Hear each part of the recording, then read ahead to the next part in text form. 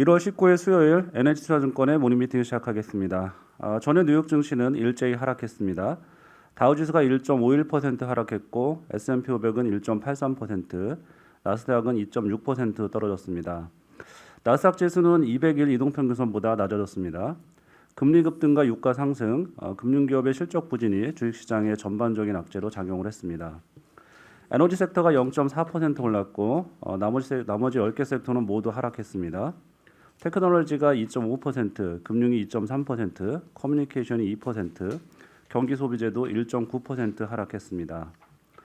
골드만삭스는 4분기 실적이 예상치를 하회해서 주가가 7% 급락을 했고 관련해서 모건스탠리와 JP모건 주가도 5%, 4% 하락을 했습니다. 마이크로소프트는 비디오 게임 업체인 액티비전 블리자드를 690억 달러 인수한다고 밝혔습니다. 마이크로소프트 주가는 2% 내렸고 액티비전 블리자드 주가는 26% 급등했습니다. 유가는 올랐습니다. WTI가 3.1% 올라서 배럴당 85.9달러입니다. 금리는 급등했습니다. 미국채 10년물 금리가 10.3bp 올라서 1.875%입니다. 원달러 환율은 2.6원 내린 1190.1원입니다. 네, 오늘 주식 전략하고 크레딧 그리고 산업기업 해외 주식 자료가 준비되어 있고요. 먼저 앞서서 미국 시장 하락 말씀을 드렸는데 관련해서 코멘트 들어보겠습니다. 조현주 연구원입니다.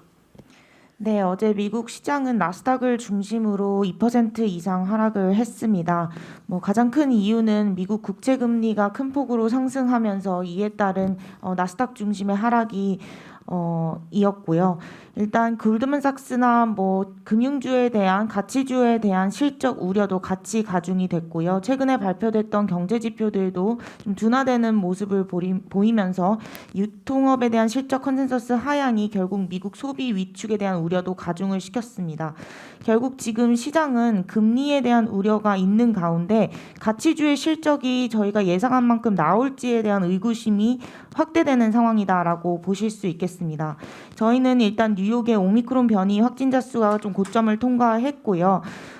일단은 이러한 경제 지표들이 재차 둔화되는 가운데 바이러스로 인해서 1월 FOMC 회의에서 이를 반영한 연준의 스탠스 확인이 필요하다라고 판단을 하고 있습니다. 다만 나스닥 지수와 미국채 10년물 금리 간의 상관관계는 마이너스 0.84% 수준으로 굉장히 높기 때문에 당분간은 이 금리가 빠르게 상승하는 이 속도에 따른 민감한 시장이 좀 나타날 것이다라고 판단을 하고 있습니다. 이상입니다. 네, 관련해서 어제 금리도 10bp 정도 올랐는데, 네, 강승원 연구원. 일단 저희가 좀 관점을 조금 달리 좀 보셔야 된다는 부분이 어떤 게 있냐면, 딱 한 달 전만 하더라도 시장에서 가장 궁금해하셨던 게 어떤 게 있냐면 그 수수께끼란 단어들이 많이 나왔죠.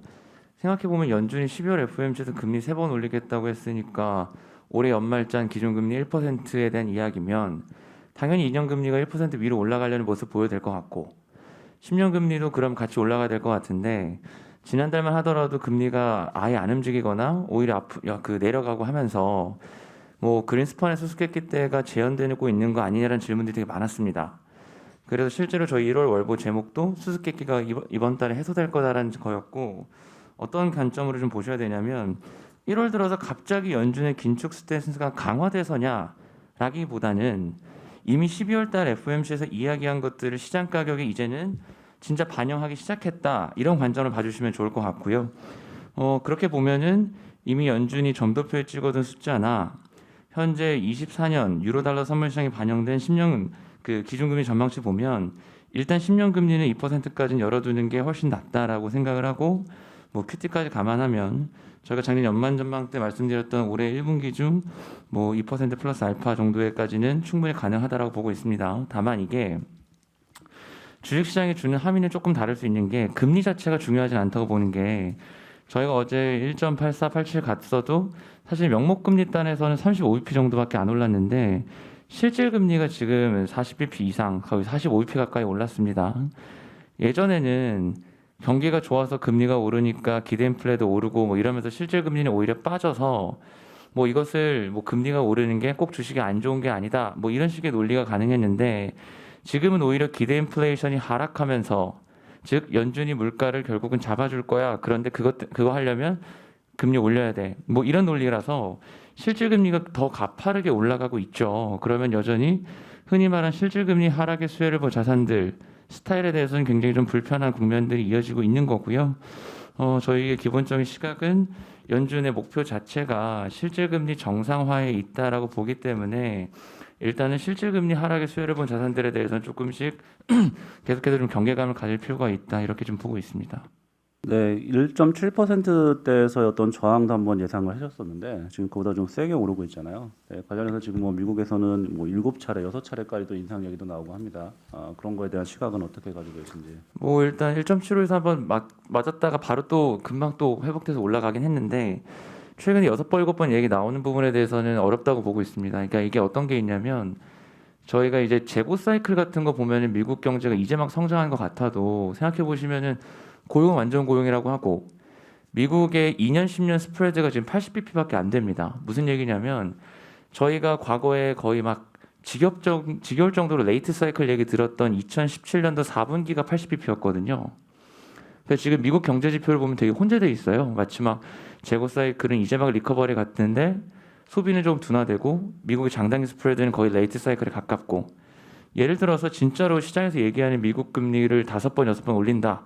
그럼 당장 내년 초에는 장단기 스프레드 역전 얘기 나올 겁니다. 그래서 저는 지금이 사실은 연준이 실제로 3월 달에 금리도 올릴 거고 하반기 QT에 대한 이야기를 엄청나게 하겠지만 이 과정에서 충분히 기대 인플레이션이 축소되고 나면 아마도 2분기 이후부터는 조금 톤을 조금 조절할 수 있다라고 생각하고요. 이제 반대로 말하면 사실 단기적으로 1분기가 가장 통화 정책과 관련된 공포가 극계 달하는 시기이기 때문에 이 부분에 대해서는 조금 저희가 뭐 인정을 좀 해야 되지 않나 이렇게 보고 있습니다. 네, 통화 정책에 대한 어떤 반영은 1분기에 가장 큰 것 같고 기대 인플레이션이 낮아지면서 좀 완화될 거다 이렇게 보시는 것 같습니다. 네, 이어서 중국 리포트 발표하겠습니다. 지금 중국은 박임금 연구원입니다. 예, 지난 12월 사회용자 총회과 위원회의 대출 지표가 모두 예상치를 하회했습니다.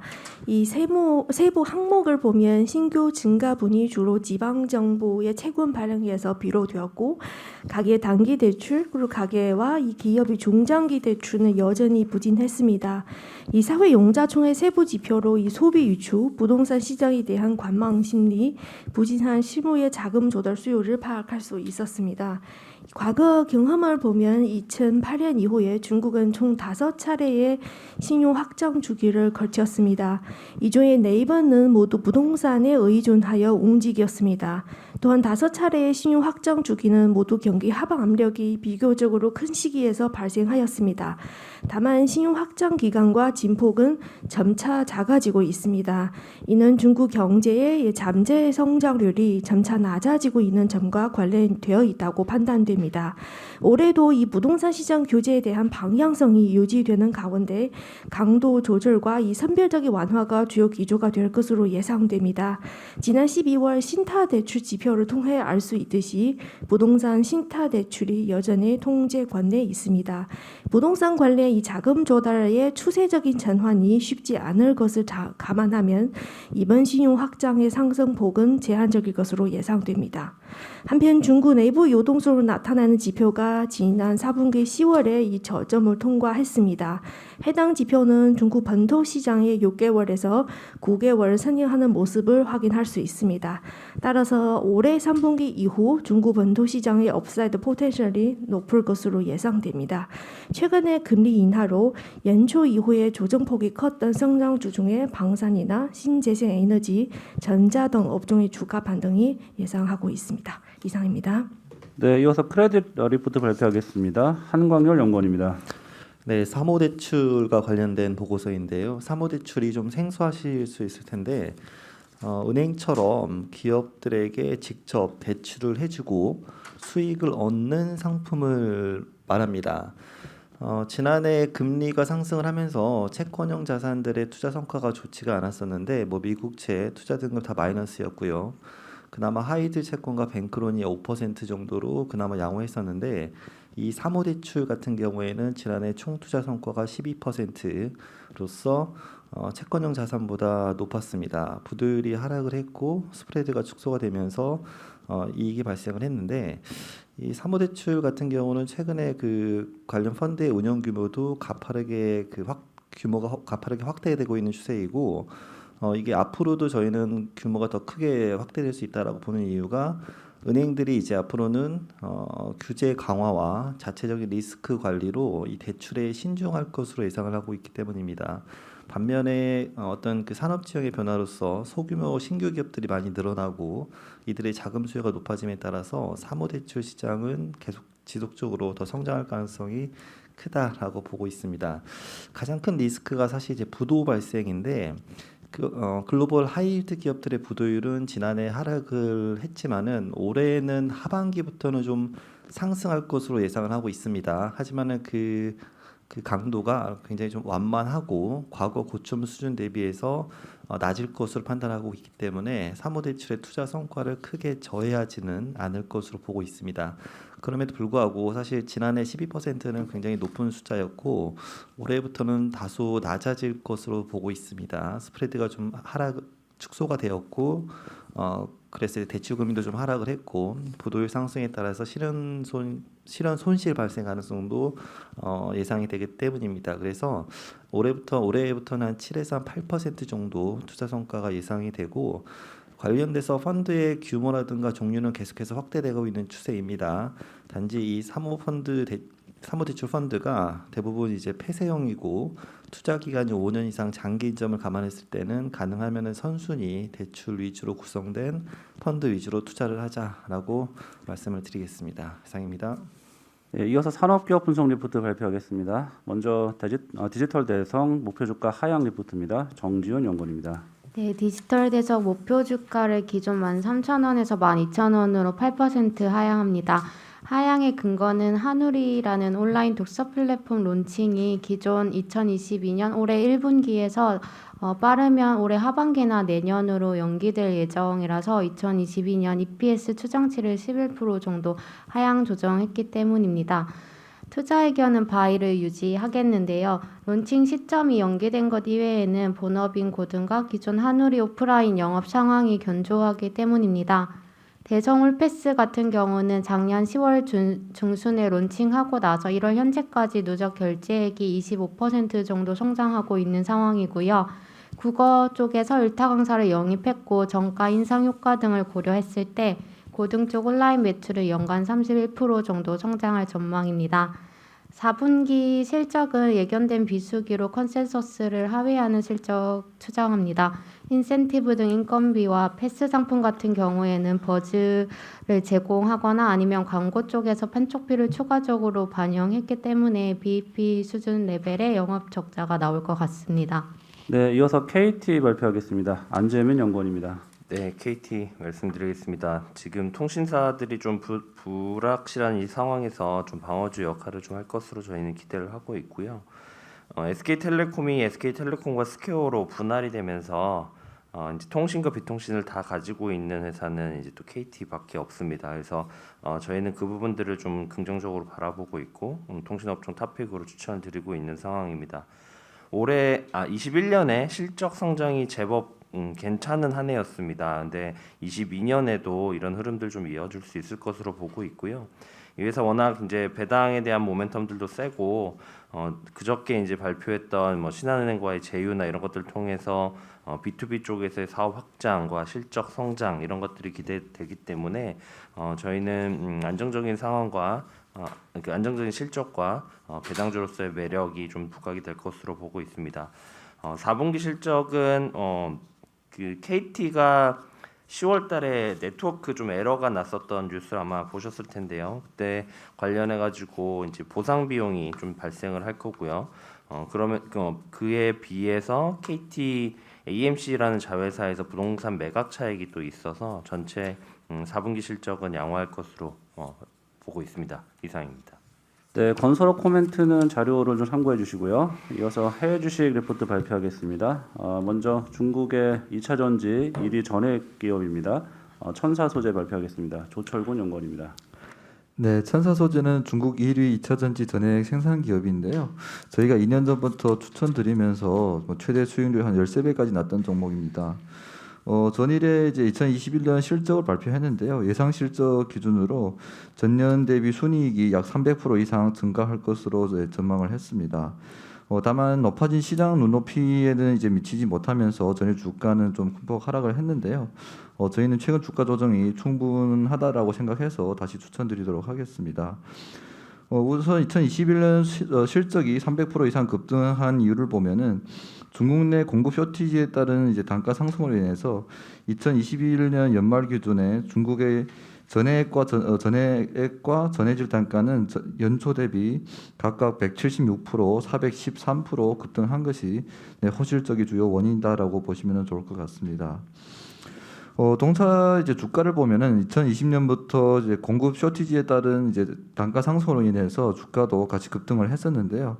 최근에는 이제 중국 밸류체인에서 공급 과잉에 대한 우려가 점차 나타나기 시작합니다. 다시 정리해서 말씀드리면은 지난 2년 동안에는 밸류체인에서 가장 핵심 요소가 쇼티지에 따른 단가 상승이었는데 올해 하반기로 가면서 다시 단가가 하락할 가능성이 높다라고 보시면 좋을 것 같은데요. 다만 저희는 이제 단가 하락 시에도 이제 선두 기업의 실적 하락은 좀 제한적일 거다라고 보고 있고, 동사 같은 경우에는 생산 능력 확장을 빠르게 하고 있고 주요 원자재의 자금률도 지금 빠르게 올라가고 있기 때문에 Q의 상승과 그리고 원자재 자금률 상승에 따른 실적 고성장은 올해도 이어질 것이다라고 보고 있습니다. 최근 동사 주가는 고점 대비 약 40% 이제 하락을 했는데요.